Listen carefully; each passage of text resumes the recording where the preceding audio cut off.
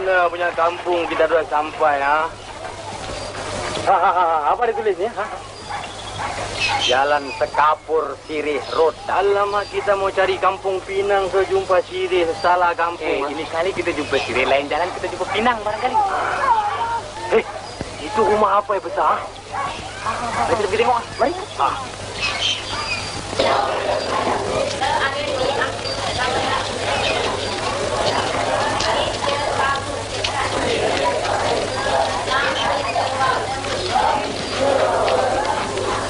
Sirih, ini bacanya apa macam bacanya?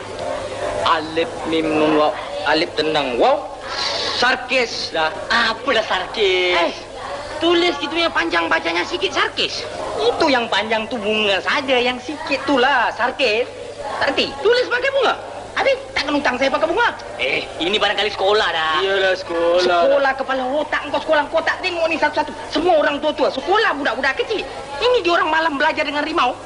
Oh, tak boleh balik lah. Tak boleh balik. Duduk dalam cintok rumah macam kandang. Mari kita ubah pokok sana. Saya terlepas nanti naik.